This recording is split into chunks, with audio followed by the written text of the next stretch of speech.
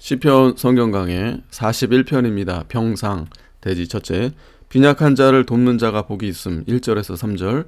둘째, 회개하며 하나님의 궁유를 기다림 4절. 셋째, 원수들이 대적하는 상황을 주께 호소함 5절에서 9절. 넷째, 승리를 확신하고 기도함 10절에서 13절입니다.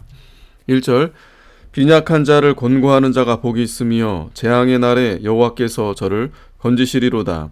여호와께서 저를 보호하사 살게 하시리니 저가 세상에서 복을 받을 것이라. 주여 저를 그 원수의 뜻에 맡기지 마소서. 많은 환난으로 궁핍하고 약한 가운데 있는 다윗이 하나님의 나라의 일을 위하여 자기처럼 빈약하게 된 자를 도와주는 사람을 하나님이 기뻐하시고 복을 주실 줄 깨닫고 증거한 것입니다.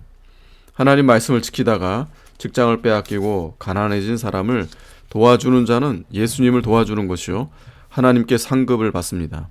고난당하는 자를 도와준 자는 하나님께서 재앙의 날에 건져주십니다. 하나님께서 보호하여 살 길을 열어주시고 생명을 주십니다. 하나님께서 이 세상에서 복을 주십니다. 약한 자를 도와준 사람은 하나님께서 복을 주십니다. 잠언 19장 17절에 가난한 자를 불쌍히 여기는 것은 여호와께 꾸이는 것이니 그 선행을 갚아주시리라고 했습니다. 원수의 뜻에 맡기지 않으십니다. 즉 원수들이 죽이려 해도 하나님이 도와서 건져주십니다. 다윗은 자기가 고난당할 때 도와준 자들을 위하여 이렇게 기도해 주었습니다. 그것이 그들에게는 제일 큰 선물입니다. 3절, 여호와께서 쇠약한 병상에서 저를 붙드시고 저의 병중 그 자리를 다 고쳐 패시나이다. 다윗이 병들었을 때 하나님께서 붙들어 주시고 상처를 어루만져 낫게 해주셨습니다. 하나님은 육신의 병보다 심령의 병을 먼저 낫게 해주십니다. 기쁘고 즐거운 마음을 하나님께로부터 받으면 심령의 병이 낫고 심령의 병이 나으면 육신의 병도 낫게 됩니다. 그 자리를 다 고쳐 펴셨다는 것은 병을 낫게 하여 병자로 있을 때의 자리를 정리정돈하게 하셨다는 것입니다. 4절, 내가 말하기를 여호와여 나를 긍휼히 여기소서. 내가 주께 범죄하였사오니 내 영혼을 고치소서 하였나이다. 다윗은 자기가 환난당하는 것은 자기의 죄 때문인 줄 알고 하나님께 회개했습니다. 이처럼 매일 자기 죄를 찾아 회개하는 자가 복 있는 자입니다. 내 영혼을 고치소서. 다윗이 죄와 더불어 싸우면서 심령이 공고해진 상태에서 그 상한 심령을 치료해달라고 기도한 것입니다. 하나님은 상한 심령을 가지고 나오는 자를 멸시치 않으십니다. 5절, 나의 원수가 내게 대하여 악담하기를 저가 어느 때에나 죽고 그 이름이 언제나 멸망할꼬 하며 나를 보러 와서는 거짓을 말하고 그 중심에 간악을 쌓았다가 나가서는 이를 광포하오며 나를 미워하는 자가 다 내게 대하여 수군거리고 나를 해하려고 꾀하며 이르기를 악한 병이 저에게 들었으니 이제 저가 눕고 다시 일지 못하리라 하오며. 환난 가운데 있는 다윗에게 잘못 대해온 원수들의 언행 심사에 대해 말했습니다. 그들은 다윗이 빨리 죽어 멸망하기를 원했고 어느 시대에나 믿음 잘 지키는 성도가 망하기를 원하고 죽기를 원하는 자가 많습니다. 그 이유는 그들을 통하여 자기들의 불의가 드러나기 때문입니다. 대면할 때는 위로해주고 떠나서는 악평했습니다. 참 성도가 환난 가운데 있을 때에는 원수들이 찾아와서 거짓으로 동정하는 채 하면서 위로해주지만 돌아가서는 악한 말로 비방하며 악평합니다. 이것이 간악한 행동입니다. 다윗을 해하려고 당을 짓고 음모를 꾀했습니다. 원수들은 성도를 해하기 위해 음모하며 당을 짓습니다. 그러나 하나님은 능력으로 그들의 손에서 건져주십니다.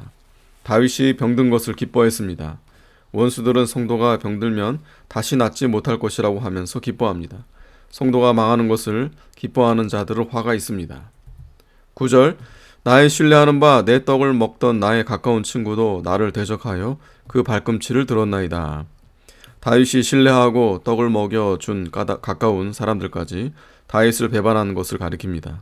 다윗의 모사이자 친구였던 아이도벨까지 배반했습니다. 다윗은 아이도벨을 신뢰하여 음식도 같이 먹고 그의 모략을 듣기도 했습니다. 그런데 아이도벨이 다윗을 배반하고 대적하는 압살롬에게로 돌아가 다윗을 죽이려는 모략을 베풀었습니다. 그 발꿈치를 들었나이다. 이것은 발로 차는 행동이니 곧 가까운 사람들과 다윗에게 신세진 사람들이 배은망덕하여 반역한다는 것입니다. 또 이 말씀은 장차 그리스도의 제자 중 하나가 그리스도를 배반하고 팔 것을 예언한 말씀입니다. 예수님께서 12 제자 중 가룟 유다가 자신을 배반할 것을 가르치실 때 이 성구를 인용하셨습니다. 가룟 유다는 제자로서 예수님의 사랑을 많이 받은 자입니다. 그런데 예수님을 배반하고 은 30에 팔아 넘겼습니다. 10절 그러하오나 주 여호와여 나를 긍휼히 여기시고 일으키사 나로 저희에게 보복하게 하소서. 큰 환난과 원수들의 핍박 가운데서 있는 다윗은 하나님께서 자기를 긍휼히 여겨 원수들에게 보복하게 해달라고 기도하였습니다. 나로 저희에게 보복하게 하소서. 이는 다윗이 사적인 혈육에 복수를 하겠다는 것이 아니고 하나님께서 원수를 심판하여 공의와 영광을 나타내고 성도가 창성해지기를 기도한 것입니다. 11절 나의 원수가 승리치 못함으로 주께서 나를 기뻐하시는 줄을 내가 아나이다. 다윗은 하나님께서 자기를 기뻐하시는 줄 믿고 그것을 원수의 목전에 나타내 달라고 기도합니다. 하나님께서 반드시 승리하게 해줄 줄 믿었습니다. 하나님은 믿음을 지키고 하나님만 의뢰하고 나가는 성도는 반드시 도와주시고 하나님이 그를 사랑하시는 것을 원수의 목전에 드러내 주십니다.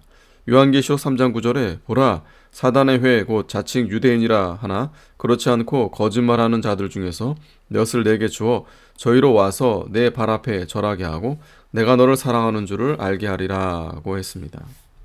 12절 주께서 나를 나의 완전한 중에 붙드시고 영영이 주의 앞에 세우시나이다. 다윗은 하나님께서 자기를 완전하게 되도록 붙들어 주시고 금생과 내생에 영원토록 하나님 앞에 세워주실 것을 확신했습니다. 하나님께서는 하나님만 의뢰하고 말씀을 순종해 나가는 성도를 만능으로 붙들어 주시고 영영이 세워주십니다. 완전한 중에 붙드시고 완전하다는 것은 다윗의 행위가 완전함을 뜻하는 것이 아니고 다윗이 범죄했어도 회개하며 그리스도께 나아가 그리스도께서 구속해 주실 것을 믿는 믿음을 의롭다고 인정해 주는 칭의적인 완전함을 가리킵니다. 13절 여호와 이스라엘의 하나님을 영원부터 영원까지 찬송할지로다. 아멘 아멘.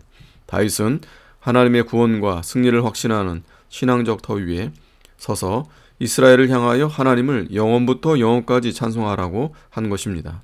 자기를 구원해 주신 하나님은 이스라엘 백성 즉 택한 백성을 다 구원해 줄 것이므로 영원부터 영원까지 찬송하는 것이 합당한 것입니다. 아멘 아멘.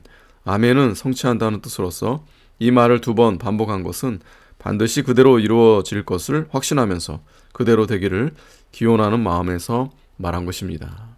아멘.